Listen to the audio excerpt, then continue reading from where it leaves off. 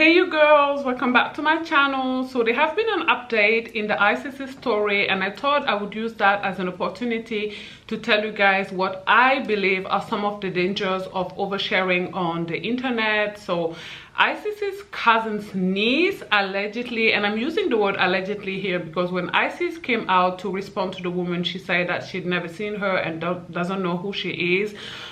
Came on the internet and basically accused ISIS or the new trophy wife of lying. Okay, she says that when ISIS is 4 years old, was questioned about who was touching her, she first talked about her brother. So she first designated her brother as the person who was sexually molesting her or touching her, at least down there, and then later on she said it was her father. Now what I personally take from this is that it could be that both her brother and her father was touching the poor thing. But yeah, personally I believe ISIS. I'm making this video to also say that I believe her. I commend her for leaving. A lot of women would have stayed for a lot less. Okay, a lot of women are staying with homosexual to be held at night. Okay, so I do commend her for leaving. I know that a lot of people are clowning her for having a GoFundMe and begging her subscribers for money, but I won't do that because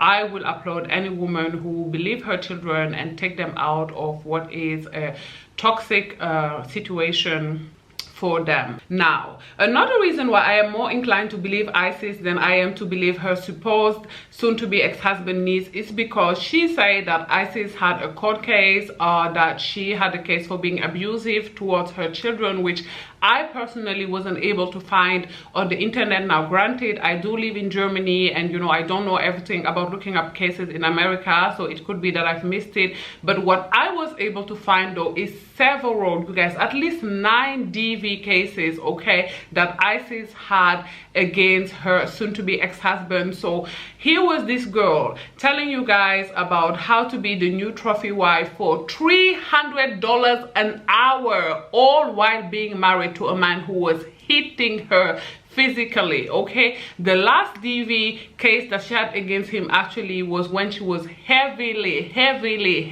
pregnant. Okay, so this woman again was here taking you guys' money all while being married to a man that was hitting on her while she was heavily pregnant. Cray, okay? And this is why I always tell you girls, be mindful whose advice you take on the internet. The internet is full of fronters, okay, and liars. At this point we should call it the business of lying and not the business of influencing, okay? Now with that being said, I wanted to caution you guys as well against the dangers of oversharing on the internet. For example, I personally do not believe that ISIS should have come forward and share her daughter's story. Now I know this may be an unpopular opinion, but this is not ISIS's only story to share, okay? I believe that if she wanted to change the direction of her channel, she could have come forward and say, you know what, my husband wasn't as great as I thought he was initially, and she could have talked about, you know, the alleged, and I'm using alleged here because again I wasn't able to find any proof that her soon-to-be ex-husband actually did that to her, sexual abuse that she experienced at his hands. So she could have said, you know what, this man raped me 4 times and he wasn't as great as I thought he was when I initially married him, so I'm going to change the direction of my channel.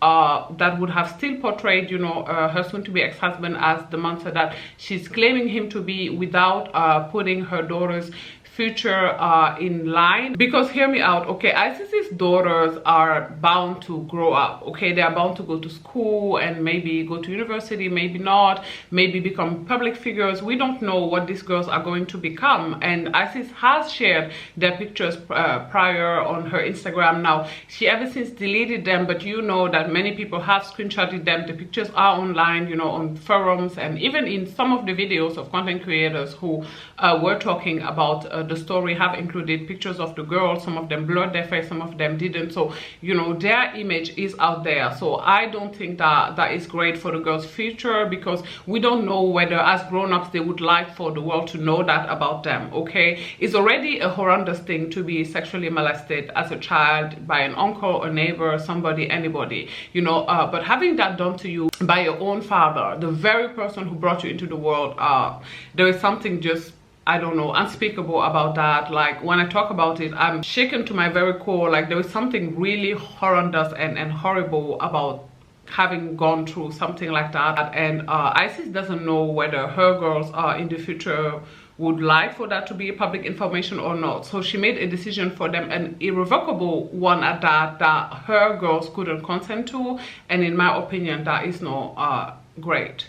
And to the people who say like, oh, Isis's daughters are so young, they are not going to remember, blah, blah, blah, ta, ta, ta. How could you say something like that? Like something that stupid, something that dumb. Of course they are going to remember. I mean, her 4-year-old was able to tell Isis that her dad is the one who touched her. Do you really think she's gonna forget? You don't forget things like that when you're 4. That's first of all. But second of all, even in the case of her 2-year-old, she may not remember, but the body remembers. Okay, I encourage you guys to read the book from Professor Vande Came, I don't know, Vanda something. The book is called The Body Keeps the Score. Okay, and this book is amazing if you have been through any form of childhood trauma, emotional neglect, sexual abuse, etc, etc. And if you read this book, you will understand why and how her 2-year-old will definitely remember. Okay, the second reason why I often caution young black women or women in general against sharing their most traumatic events or their deepest, darkest secret with the internet is because you don't know what response you are going to receive. Now, you could receive an overwhelming positively response, like the girl who shared Who the F Did I Marry on TikTok. The woman who shared that series really received, you know, a very positive feedback. But you could receive very negative feedback, like we have seen with content creator or Steph, for example, when she shared her dating stories. She received a feedback that was so negative and so detrimental to her mental health that she had to put some of the videos down. Or you could, like in Isis's case, receive a mixed response. Okay, the response that Isis has received is very mixed. Okay, some content creators are on her side and some content creators believe the niece. But you don't know how it's going to go either way. So before you choose to go and share your story on the internet, make sure that you know what you're doing. Make sure that you are mentally strong enough to be able to handle whatever are going to be the ramification of that, because you cannot anticipate them. Okay, the internet may take pity upon you and really like you and give you a positive feedback the same way, you know, people could really come for you aggressively, spread lies about you, mistruth about you, the people who you are talking about as well. Let's say this is a story time and it includes other people, could come out and share their side of the story. So make sure you are being as truthful as humanly possible. We have seen this again with the woman from Who the F Did I Marry. Her husband or ex-husband, I believe, did come out and share his side of the story. I'm going to be honest and say that I didn't watch the entire saga because, you know, I have ADHD. I just couldn't do it. But, you know, I'm pretty sure that I've watched, you know, videos talking about it and saying that allegedly her ex-husband came and defended himself or shared his side of the story. So that could happen, and that actually has somehow kind of happened to Isis with Shira 7. She did come and say, you know, if you're dumb, don't claim me. I never said moving with a man within a week, which, to be fair to Auntie Shira, she never said moving with a man within a week. But I'm surprised Shira is now saying this, because Isis's videos, you know, the one about being married within a week and being a new trophy wife, have been on YouTube for at least 1.5 years. You know, I think the first time her content was recommended to me by the algorithm was almost 2 years ago. So I cannot believe that Shira didn't know about it. Now, it is possible, because Shira often says that, you know, she's not somebody who goes through the internet and, you know, scoops it and look for her name. So it's possible she didn't know. But I know for a fact that, you know, when she was trending on TikTok and people were cutting her videos and uploading there, she knew, you know. People told her, I don't know if it was her daughters. She said, I believe, I'm not sure, you guys. I believe she said in a video that her daughters are the one who first told her about her going viral on TikTok. So it could be that Shira didn't know that, you know, Isis was giving credit to her for what went right at the time, or what Isis thought at the time was going right into her life. But I know for a fact that Shira often shares or likes the comments of people who in her comment section talk about how by following her techniques they were able to bag a man, finesse a man, blah blah blah, ta ta ta. So I know that she doesn't mind people giving her public credit for her advice when things work out. So I'm finding it weird and really very unempathetic of her to call Isis basically a dumb bee, and saying that, you know, don't claim her name if you're not smart, and don't claim her name basically if things don't work out for you, right? I feel bad for Isis because I know how much Shira 7 meant to her. I know that, you know, she has said many times that she started dating for money after coming across Shira and the Universe's Guru content, which I found that the Universe's Guru response was a lot more empathetic than Shira. And about Shira, in my comment section as well, a lot of people were like, I mean, a lot of people, the video has like 5 comments or whatever, but out of the 5 people who commented, 4 were like, this is not Shira's fault, this is not Shira's fault, this is not Shira's fault, this is not Shira's fault. So I wanted to answer to that. I'm not saying that Shira is liable in front of a court of law because of what happened to Isis. All I'm saying is that Isis made the decision to start dating for money after being influenced. There's a reason it's called influencer, you guys, okay? After being influenced by Shira's words, okay? So we cannot completely remove Shira out of it. And even though in this case, I personally, I believe that Isis didn't follow Shira's teaching like to the T, because Shira often advised caution, especially when children are involved, and she never recommended getting married with anybody quickly. But I personally, as someone who have been watching Shira's content for a decade, okay, a very, very long time, I have heard Shira say very problematic things many times. Okay, you guys, it's okay to like Shira and at the same time recognize that she can say problematic things at times. Okay, those two truths can actually coexist. I remember I was watching an old live of hers, probably 10 years old, or it was from 2016, so 9 years old. A woman asked her like, how do I get physical with a man that I'm not attracted to? And Shira said verbatim, do you like tequila? And then she proceeded to laughing. And I think that this is very dangerous advice, okay? Telling women, again, she passed it off as a joke.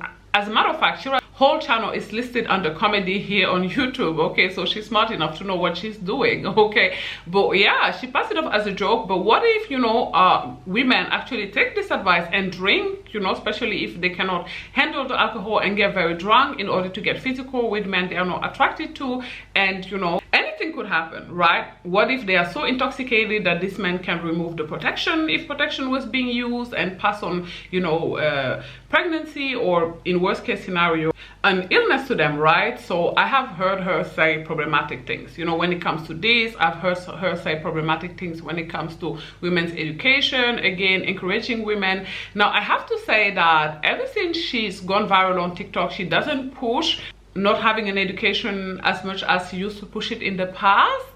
I have seen a change in her tone when it comes to that. She also doesn't push being skinny as much as she used to in the past, and I personally believe, now this is going to be cynical, but she doesn't push it anymore because she herself has regained the entire weight that she lost. Okay, so now that she regained all of this weight and that she herself is chubby and kind of overweight, of course she cannot be on the internet, you know, heavily going for women being skinny, because you know, she's going to be trolled and she's going to be clowned for not being the most petite person herself. But in the past, the people who know Shira 7 and who used to follow her teachings, her life in the past, you know, 3-4 years ago, know that I'm not lying. They know exactly what I'm talking about. They know I'm telling the truth when I say that Shira used to heavily push downgrading your education, hiding it, being a doctor and saying that you are a nurse.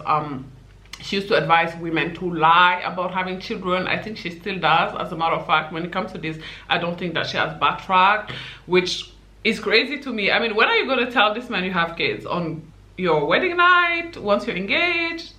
During your honeymoon? I have so many questions. I have so many questions, you guys. Okay? And what mentally stable man is not going to, you know, divorce you, annul the engagement or whatever after you told him about this? again, I have so many questions, okay? And of course, she used to push heavily, being slim, being thin.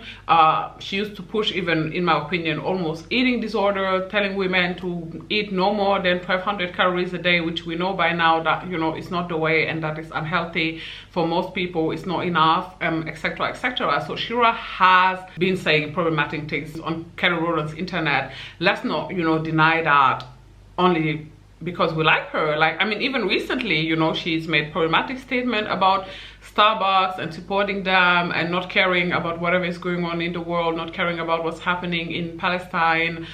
She's made problematic statement about curly hair not being classy because it's too big, and men not approaching you when you have like 4C hair, afro, curly hair, blah blah blah, ta ta ta, and women should only wear straight long wigs, which I'm going to say this when it comes to that, and a lot of you guys are not gonna like it, and that's okay, because what should it benefit you if you win the world and lose yourself? Okay, here is what I wish Shira would say. I am a mid-light-skinned woman. Because of that, I have to date colorist black men, or colorist black men are my best bet, okay? And because men who are colorists are oftentimes texturists as well, I think it's best for me, in order to attract those men, to wear a straight long wig. See, if she would say that, I'd have no problem with her, okay? If she said, if you're a girl like me, if you kind of look like me, the straight wig strategy is going to work best for you, I'd be like, brava. Because I have no problem admitting that as a dark-skinned black woman, my stock is higher with white men. I have said this before. I have an entire video about this. My stock is higher among Caucasian men. I know this. I am not dumb. I know it. So if I was to give advice to dark-skinned black women, probably I would say the same thing. I would say, I believe our stock is higher among white men, so if you look like me, then you're most likely gonna have a better shot at dating them. But that doesn't change the fact that for some black women, the best man they're going to find for the job is going to be a black man, and that's okay. If you find a black man that treats you amazingly, that loves you, that cares about you, that want to build a family with you, that want to marry you, gratulations, okay? If Shira was wording it like that, again, I would have no problem with her. I have a problem with the generalization, with when she says, this is what works for all women because it's what worked for me, blah, blah, blah, ta, ta, ta, period, point blank. This is what bothers me, and this is what bothers a lot of people that I've seen on TikTok who talk about, you know, or who try to debunk that talking point, you know. And case in point, Isis herself looks just like Shira, and she married a man very similar to the man Shira married. Now, Isis, I personally believe, it is my personal opinion that Isis is more attractive than Shira.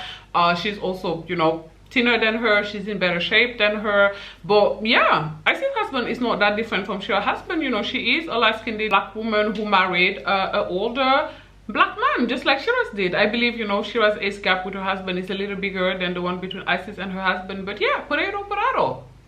Now, another thing that you want to be conscious of before oversharing on the internet is that your words are going to be misconstrued, okay? If you go in the internet and share a story, know that when people are going to talk about it or recount it, they may not say exactly what it is you said, okay? The internet is full of people who lack hearing comprehension, okay?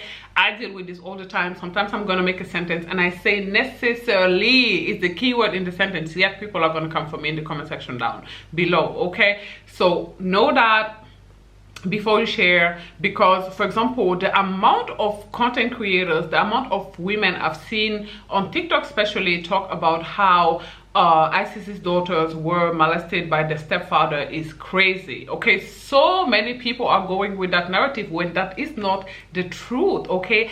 Isis's soon-to-be ex-husband molested his own daughters, his own children, okay? These are his girls, okay? Isis came into the marriage with 2 kids, 2 boys, and then she proceeded to have 3, okay, that's 4, 3 girls with this man, okay? One of them being a baby, okay? So one is 4, one is 2, and one was just born a couple of months ago, okay? So that is another thing that, you know, you're gonna have to keep in mind before you come on the internet and tell all your business. Know that when some people are recounting your story, it's not going to be your story no more. They're going to be talking about a totally different person. Your words are going to be misconstrued, and people are going to say whatever they want, and a lot of people will believe them and go with it, and in the comment section, etc, etc. So consider that before you share your story on the internet. Now I wanted to insist on these 3 things in closing of the video that I talked about already in the other video, but they are so important, and I really want you guys to remember this. And I want to begin by saying I am not against hypergamy, which most women cannot achieve, because hypergamy is dating a man of a socio-economical class that is higher than the one you belong to begin with. So Meghan Markle, for example, is in a hypergamous marriage. Most women are not going to be able to achieve that. Okay, so what Shira is talking about really is finessing men. Okay, it's getting them to trick on you. It's not really hypergamy. Okay, if you make 55k and you marry a man that make 80k, that is not a hypergamous marriage, by the way. But that's beyond the fact. My point here is I'm not against that life. I myself am about that life, so I'm not against it at all. But these are the 3 things that I really want you girls to remember. Is first is never ever date from a place of desperation. You've seen what Isis have done. The woman was living with her ex and her 2 boys, okay, and she said that she didn't like the way her ex treated her boys. I don't know what happened exactly, but they decided to separate, and then she was literally at the verge of homelessness. So she went from taking her boys from this man's house to her now soon to be ex-husband house. Okay, she literally had to go on eHarmony, or maybe she had his number, whatever, she met him on eHarmony, and beg this man to take her and her sons in.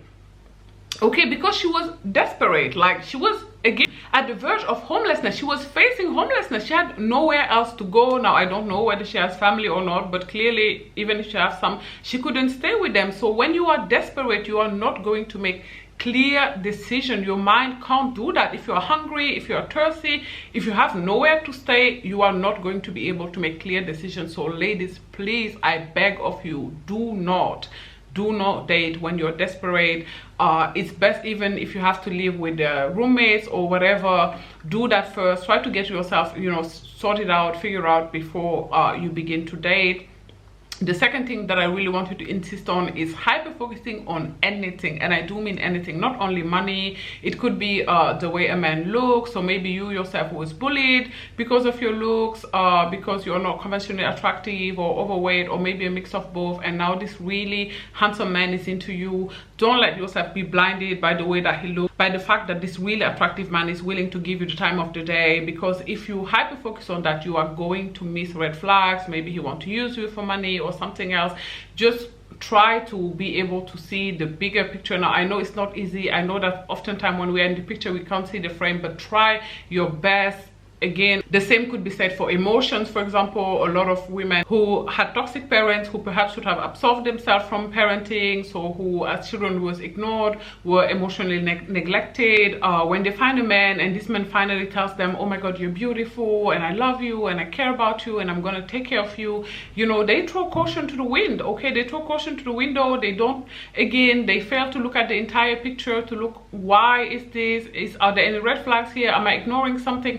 And they just go off of these feelings. Oh, finally someone loves me, or finally someone cares about me, you know. And sometimes, a lot of the time, these men end up being abusive verbally, sometimes even physically, etc, etc. So one day is I love you, another day is I'm beating you. So ladies, do not hyper focus on anything, because again, when we hyper focus, we lose focus. If you hyper focus on anything, you are not going to be able to see the entire picture. Now the last thing that I'm going to say here, I failed to say in the last video, is that do not settle. Okay, sometimes people will clown me in my comment section when I say I'm 35 years old and I'm single, and they're like, yeah, it's because you're a divestor. No, it's not because I'm a divestor, it's because I won't settle. Okay, I mean, look at me, I'm not somebody that nobody wants. Okay, obviously a lot of men want to be with me, in serious relationship with me, marry me or whatever, but I'm not going to settle for just anyone. Okay, not because they have money, not because they are good looking or blah blah blah, because at the end of the day, I want to be with someone that I actually like. Like when I heard Isis say that she didn't care, that, you know, these were her words verbatim, that this man could literally have one eye and that she only wanted to go off of the way he treated her. Honestly, my heart sunk and it broke for her. Like, why would you do that to yourself? Why would you subject yourself to that? I want to be with a man I actually like, and if I can't find him, that's okay. I like myself. And yes, being single is a form of settling, but is the form of settling I prefer to settling for somebody else. I rather settle for me. Okay, and on those wise words, I believe I'm going to end this video here. If you enjoy it, do not forget to give it a thumbs up. In the comment section down below, let me know, what do you guys think about the entire situation? Do you believe Isis? Do you believe Denise? What do you think of Shira's response? I'm looking forward to hearing from you, and I will talk to you guys soon, and very, very soon. Bye guys, thanks for watching. Mwah.